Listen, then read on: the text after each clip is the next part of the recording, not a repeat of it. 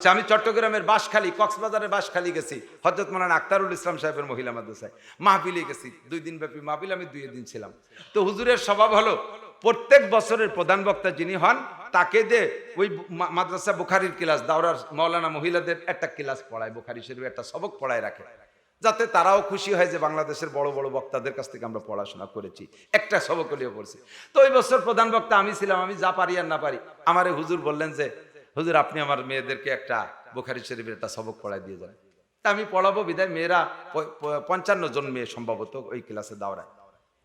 এই মেয়েদের পড়াবো বিদায় আমি একটা জায়গা থেকে একটু দেখে নিছি। 6 নম্বর পারা, বুখারী শরীফ কিন্তু কোরআন শরীফের মতো 30 পারা। 6 নম্বর পারার কত পৃষ্ঠা যেন আমার মনে নাই, আমি ওইটা দেখে যাইয়া বসছি। মেয়েরা তো ঘরের ভিতরে, ছোট্ট একটা ছিদ্র আছে, ওর ভিতরে মাইক্রোফোন দেওয়া আছে, ওদের কাছে আছে, আমাদের কাছে আছে। আর বুখারী শরীফ পড়ানোর নিয়ম হলো ছাত্র বা ছাত্রীরা রিডিং পড়বে, উস্তাদে খালি শুনবে, সব হাদিসের তর্জমাও বলবে না।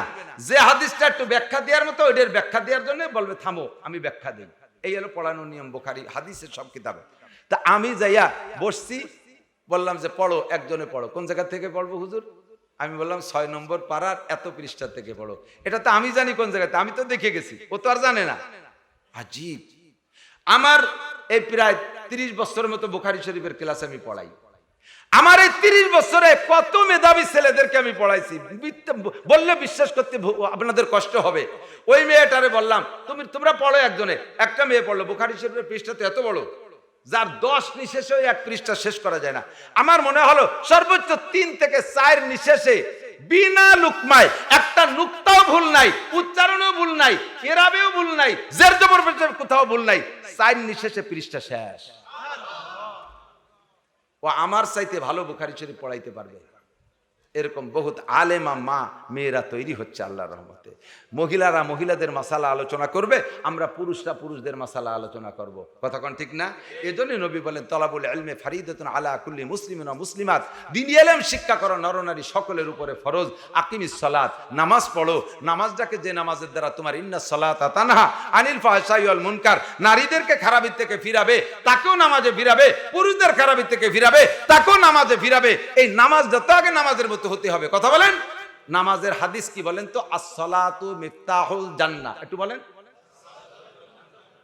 শুনেন নাই হাদিস? আসসালাতু মিফতাহুল মানে কি? নামাজ বেহেশতের।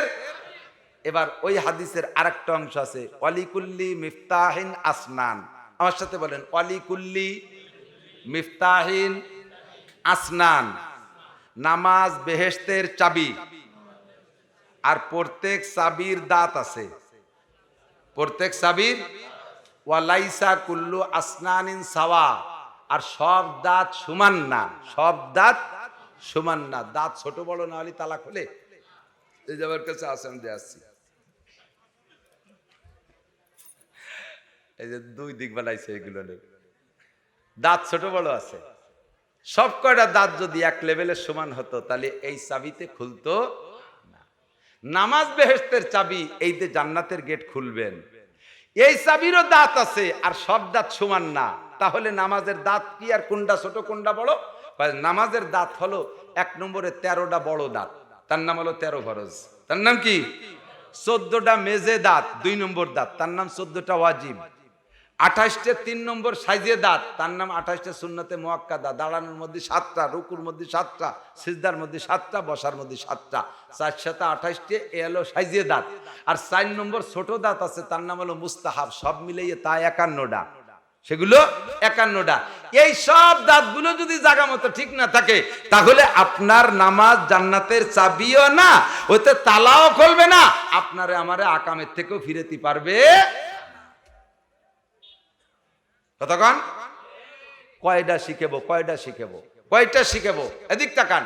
ইমাম সাহেব কইছে আল্লাহু আকবার, ইমাম একটু টাইনি আল্লাহ একটু টানছে, বড় জামাতে একটু টাইনি কয় লাগে।